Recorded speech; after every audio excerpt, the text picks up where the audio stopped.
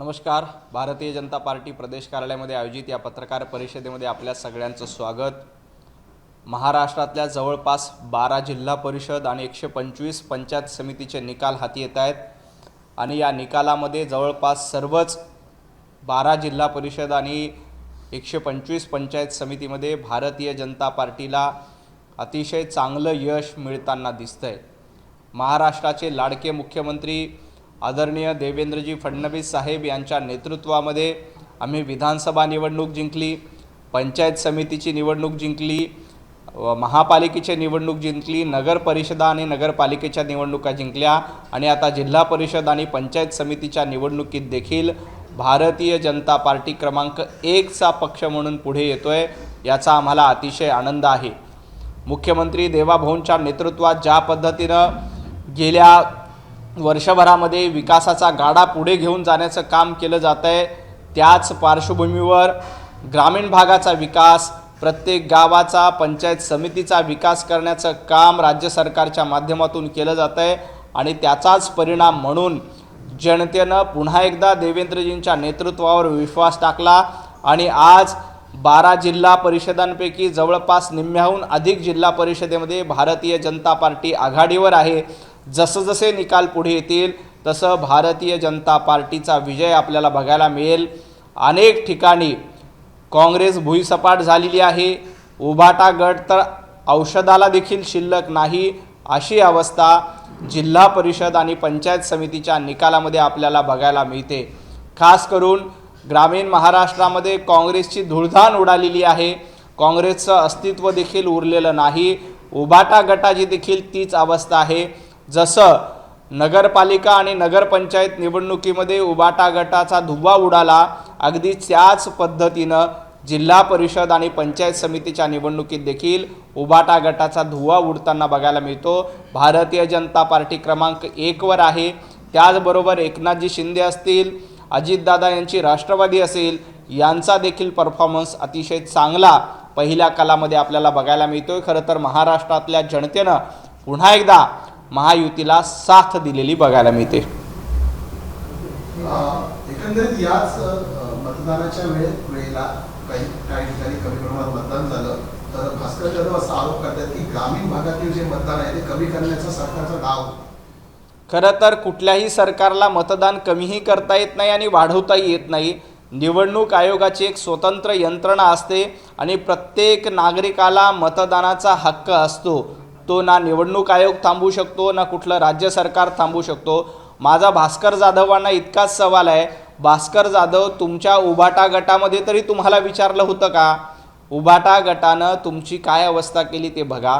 उभाटा गटानं ना उमेदवार निवडून देताना तुम्हाला विचारलं, उमेदवार देताना विचारलं. तुमच्या जिल्ह्यामध्ये आज उभाटा गटाची काय अवस्था झाली? लोकांचं सोडा, उभाटा गटाची काय अवस्था झाली? रत्नागिरी, सिंधुदुर्ग, रायगड या कोकण पट्ट्यामध्ये जो उभाटा गटाचा कधी काळी बालेकिल्ला म्हणून सांगितला जात होता, तिथं अस्तित्वाला देखील तो उरलेला नाही. याचा विचार भास्कर जाधवांनी करावा. सामनातून देखील टीका करण्यात आलेली आहे. नितीश कुमारांनी वक्तव्य केलं होतं की मुख्यमंत्री आमचे, त्यामुळे निधी हवा असेल तर मतदान करावं लागेल. तर कणकवलीच्या पेट्रोल पंपावरून नितेशाने निधी आणतात का, असा सवाल सामनावरून उपस्थित. संजय राऊत महाविकास आघाडीचं सरकार होतं तेव्हा सामना कार्यालयामधून निधी आणला जायचा का? महाविकास आघाडीचं सरकार असताना भारतीय जनता पार्टीच्या आमदारांना दमडी देखील, कवडी देखील तुम्ही दिली नव्हती. तेव्हा तुम्ही सामना कार्यालयामध्ये रद्दी विकून निधी आणला होता का? कारण असाही सामना पेपर कोणी वाचत नाही. जी छापील आहे त्याची रद्दी विकून तुम्ही सामना कार्यालयामध्ये आणि राज्य सरकारमध्ये निधी आणला होता. भारतीय जनता पार्टीचे 105 आमदार होते. त्या 105 आमदारांना साधी कवडी दमडी देखील तुमचं सरकार असताना दिली नव्हती. मग तेव्हा सामनार पेपर रद्दीमध्ये विकून निधी जमा केला होता का? हा माझा संजय राऊतांना सवाल आहे. संजय राऊत असं म्हणतात की भाजप सत्तेत आहे, मग स्वातंत्र्यवीर सावरकरांना भारतरत्न का देत नाही? स्वातंत्र्यवीर सावरकरांचा सन्मान करण्याचं काम केंद्र सरकारनं सातत्यानं केलेलं आहे. संजय राऊत यांना स्वातंत्र्यवीर सावरकरांचं नाव घेण्याचा अधिकार नाही. ज्या राहुल गांधी यांनी सातत्यानं स्वातंत्र्यवीर सावरकरांचा अपमान केला, सावरकरांबद्दल नको ते शब्द वापरले, सावरकरांना माफीवीर म्हणण्याचं धाडस, हिम्मत राहुल गांधी सारख्या माणसांनी केली, त्याचा निषेध करण्याची ताकद संजय राऊत तुमच्यामध्ये नाही. ज्या पद्धतीनं सावरकरांबद्दल अपशब्द राहुल गांधींनी वापरले, खरं तर वंदनीय हिंदू हृदय सम्राट बाळासाहेब ठाकरे हयात असते तर राहुल गांधींना जोडे मारल्याशिवाय ते थांबले नसते. त्या राहुल गांधींच्या बगलेला जाऊन तुम्ही बसतात, त्यांच्या मांडीला मांडी लावून तुम्ही बसताय. तुम्हाला लाज वाटायला पाहिजे. तुम्हाला स्वातंत्र्यवीर सावरकरांचं नाव घेण्याचा अधिकार नाही. जेव्हा जेव्हा भारतीय जनता पार्टीचं सरकार आलं, केंद्रामध्ये असेल, तेव्हा स्वातंत्र्यवीर सावरकरांचा गौरव करण्याचं काम, सन्मान करण्याचं काम निश्चितपणे केंद्र सरकारनं केलं आहे, महाराष्ट्र सरकारनं केलं आहे. उलट राहुल गांधींसारख्या माणसांनी स्वातंत्र्यवीर सावरकरांना माफीवीर म्हणून त्यांच्याबद्दल नको ते शब्द वापरून सातत्यानं त्यांचा अपमान केला. खरं तर या मुद्द्यावर संजय राऊत यांनी राहुल गांधींना जाब विचारायला पाहिजे होता. परंतु संजय राऊत यांची दातखिळी बसते की जेव्हा राहुल गांधी यांनी सावरकरांचा मुद्दा काढला जातो तेव्हा संजय राऊत मूग गिळून गप्प बसतात.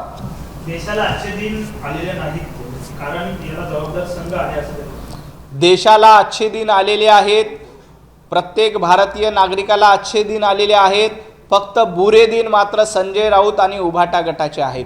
काँग्रेसचे बुरे दिन आहेत. संजय राऊत तुमच्यासाठीचा काळा दिवस आहे. तुमच्यासाठी बुरे दिन आहेत. प्रत्येक भारतीय नागरिकाची मान आज अभिमानानं उंचावते. प्रत्येकाला आनंद वाटतोय की भारतीय जनता पार्टीचं सरकार आहे. देशामध्ये विकासाची कामं सुरू आहेत. मुंबईसारख्या शहरामध्ये मेट्रो असेल, कारशेड असेल, त्यानंतर कोस्टल रोड असेल, अटल सेतू असेल, ही सगळी कामं भारतीय जनता पार्टीच्या नेतृत्वात केली जातात. प्रधानमंत्री नरेंद्र मोदींच्या नेतृत्वामध्ये आपण जागतिक पातळीवर भारताचा झेंडा अभिमानानं फडकतोय.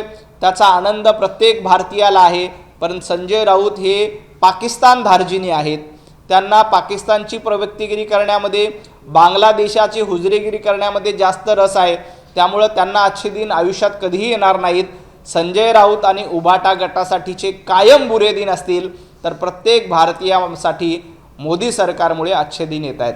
संघ हा चारित्र्यहीन झालाय का असा गंभीर सवाल उपस्थित करतायत. जे पाकिस्तानचे लुकआउट नोटीस असलेले नटनटी असतील किंवा जे बँक करप्ट बिझनेसमॅन आहेत अशा लोकांना तुम्ही बोलून नेमकं काय संदेश देऊ, त्यांच्या पापावर पासून घालताय का? देशविरोधी लोकांना बोलवलं. ज्या पद्धतीनं राष्ट्रीय स्वयंसेवक संघावर संजय राऊत यांनी बिनबुडाचे आरोप केले त्याबद्दल राष्ट्रीय स्वयंसेवक संघाचे प्रवक्ते अधिकृतपणे उत्तर देतील. मी भाजपचा प्रवक्ता आहे, परंतु मला एक स्वयंसेवक म्हणून जो संघ माहिती आहे तो संजय राऊतांना संघ कधीही कळणार नाही.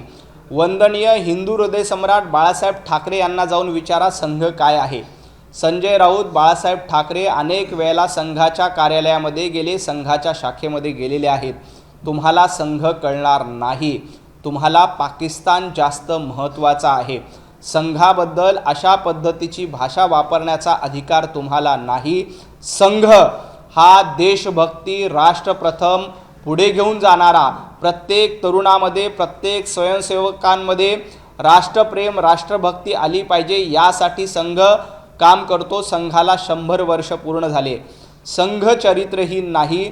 चरित्रहीन कोण आहे तर संजय राऊत तुम्ही चरित्रहीन आहात. पाटकर फाईल्समध्ये आपण महाराष्ट्राने बघितलं आहे की संजय राऊत कशा पद्धतीनं चरित्रहीन आहेत. एका माता भगिनीला कशा पद्धतीनं शिवीगाळ करण्याचं पाप संजय राऊत सातत्यानं करतायत. संघावर अशा पद्धतीचे आरोप करण्याचा प्रयत्न म्हणजे सूर्यावर थुंकण्याचा प्रयत्न आहे. संघ हे सातत्यानं प्रत्येक भारतीय नागरिकासाठी काम करतं.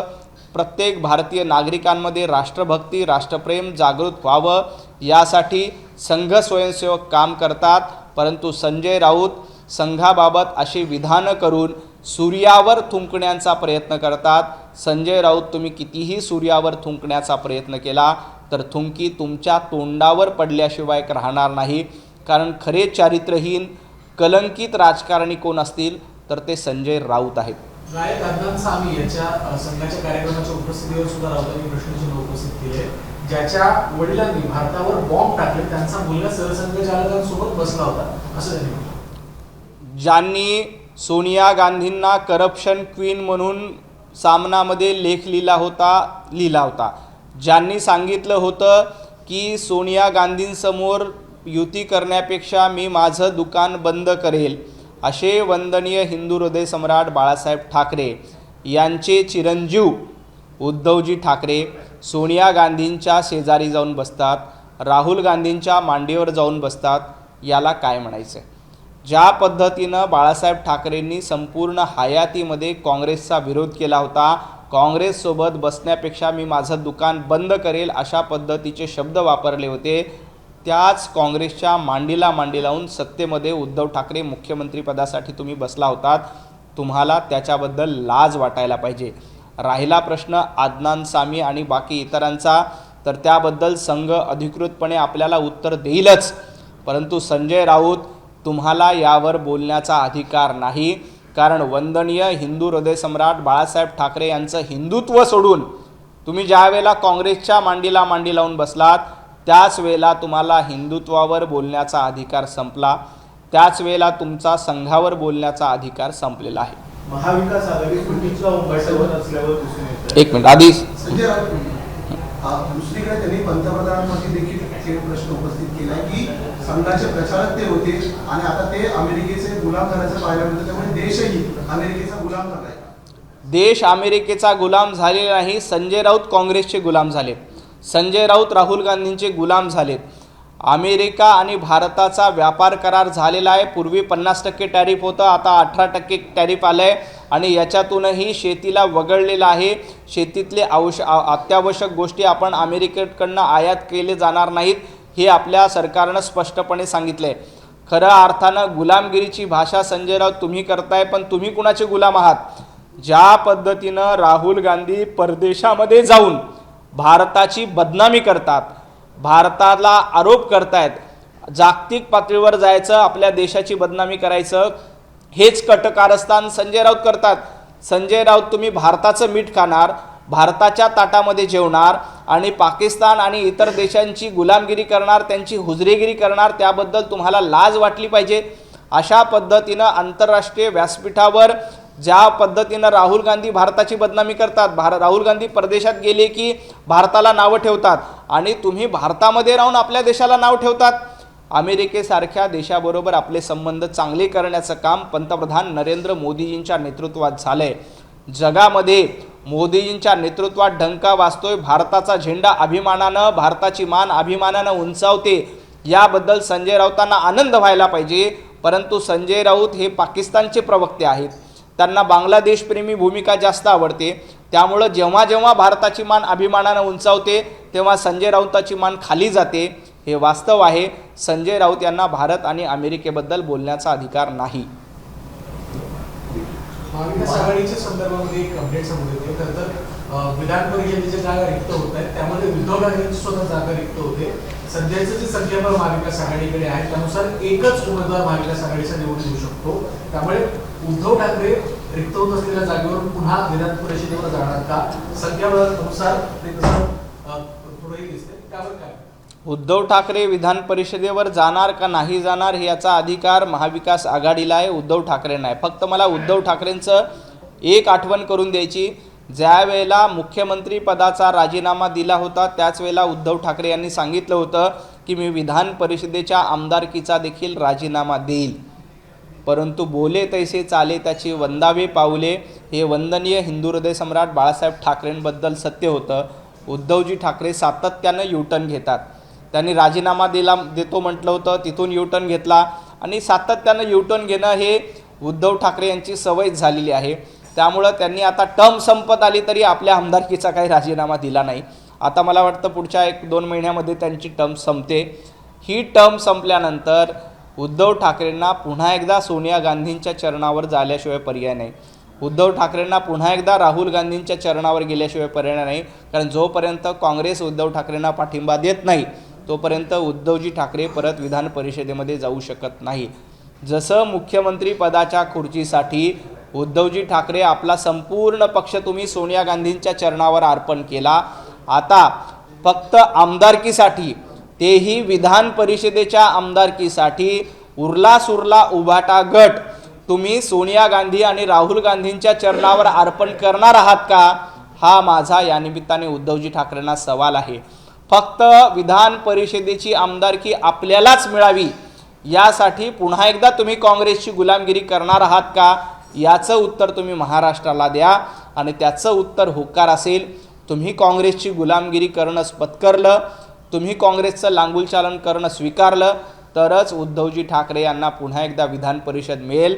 अन्यथा काँग्रेस उद्धवजी ठाकरे यांना देखील बाजूला केल्याशिवाय राहणार नाही. मात्र हीच महाविकास आघाडी ज्या पद्धतीने आता दोन्ही राष्ट्रवादी एकत्र येऊनच्या चर्चा सुरू झालेल्या आहेत, त्यानंतर काँग्रेस देखील एकला जलच्या नाराजमध्ये दिसून येते. त्यामुळे उद्धव ठाकरेंना एकटं सोडतील असं वाटतं. महाविकास आघाडीच्या ठिकऱ्या विधानसभेच्या निवडणुकीलाच उडाल्या होत्या. आता देखील बघा, महापालिकेच्या निवडणुकीमध्ये काँग्रेसनं उद्धवजी ठाकरे यांना एकटं पाडलं, उद्धवजी ठाकरे यांना बाजूला करण्याचं काम केलं आणि काँग्रेस मुंबई महापालिकेमध्ये स्वबळावर लढली. आता देखील विधान परिषदेच्या निवडणुकीला जोपर्यंत उद्धवजी ठाकरे सोनिया गांधींची गुलामी करण्याचा स्वीकार करत नाहीत, जोपर्यंत उद्धवजी ठाकरे राहुल गांधींना जाऊन भेटत नाहीत आणि सांगत नाहीत की आम्ही काँग्रेसची गुलामी करायला तयार आहोत, आम्ही काँग्रेसचे मांडलिक म्हणून महाराष्ट्रामध्ये तुमच्या नेतृत्वामध्ये मांडलिकत्व पत्करायला तयार आहोत, तोपर्यंत काँग्रेस उद्धव ठाकरेंना विधान परिषदेवर पाठवणार नाही. त्यामुळे त्यांना पुन्हा एकदा जसं 2019ला सत्तेसाठी काँग्रेससोबत जाण्याची वेळ आली होती, आता आमदारकीसाठी ते काँग्रेसची गुलामी पत्करतील, मांडलिकत्व पत्करतील. एक शेवटचा प्रश्न आहे. यवतमाळच्या उमरेडमध्ये एक धक्कादायक प्रकार समोर आला आहे. नगर परिषदेच्या शाळेमध्ये पाकिस्तानच्या गीतावर विद्यार्थ्यांकडून नृत्य सादर करण्यात आले आणि भाजपकडनं या विरोधात पोलिसांमध्ये तक्रार देखील करण्यात आली. भारतामध्ये राहायचं आणि पाकिस्तानचा उदो उदो करायचं ही संजय राऊत आणि उभाटा गटाची परंपरा आहे. अशी कुठे परंपरा सुरू असेल कुठल्या नगरपालिकेच्या शाळेमध्ये किंवा कुठल्याही शाळेमध्ये असा प्रकार घडत असेल तर तो अतिशय निषेधार्ह आहे. या देशामध्ये भारत माता की जयच म्हटलं पाहिजे. पाकिस्तानचा उदो उदो करणं, पाकिस्तानचा जय जयकार करणं या देशामध्ये कधीही स्वीकारलं जाणार नाही. ज्या कोणी अशा पद्धतीचं हे कृत्य केलं असेल त्याच्यावर राज्य सरकार किंवा संबंधित यंत्रणा चौकशी करून निश्चितपणे कारवाई करतील. या देशामध्ये संजय राऊत सातत्यानं पाकिस्तानचा उदो उदो करतात. बाकी प्रत्येक नागरिक हा भारत माता की जय म्हणतो, भारताचा जय जयकार करतो. त्यामुळे या देशात कुणीही पाकिस्तानचा जय जयकार करू नये.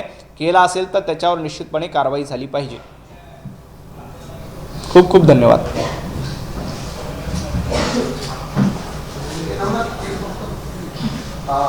आज निकालानंतर बारामतीमध्ये राष्ट्रवादी पदाधिकारी कुठलाही जल्लोष केला जाणार नाहीये. भाजप सध्या नंबर 1चा पक्ष पुन्हा एकदा निवडणुका दिसून येतोय. मात्र भाजपच्या प्रदेश कार्यालयात दरवेळी नसतंय, आज ढोल किंवा पथकाची दिसत नाहीये. नेमकी भाजपची भूमिका काय आहे? भारतीय जनता पार्टीची हीच भूमिका आहे की माननीय अजितदादा पवार यांचं दुःखद निधन झालं आहे, अपघाती निधन झालं आहे. या अपघाताच्या पार्श्वभूमीवर प्रदेश कार्यालयामध्ये दरवेळेला आम्ही निवडणूक जिंकल्यानंतर सेलिब्रेशन करतो, परंतु अजितदादांच्या निधनाच्या पार्श्वभूमीवर आपल्या सगळ्यांना कल्पना आहे की माननीय मुख्यमंत्री देवेंद्रजी फडणवीस साहेबांनी देखील जिल्हा परिषद आणि पंचायत समितीच्या निवडणुकीसाठी एकही सभा घेतली नाही. संपूर्ण प्रचार दौरा स्थगित केला होता, कारण अजितदादांच्या निधनामुळं महाराष्ट्राचं मोठं नुकसान झालं हे आपल्याला सगळ्यांना माहिती आहे. त्या पार्श्वभूमीवर आज प्रदेश कार्यालयामध्ये देखील कुठलंही सेलिब्रेशन ढोल ताशे केले जाणार नाहीत.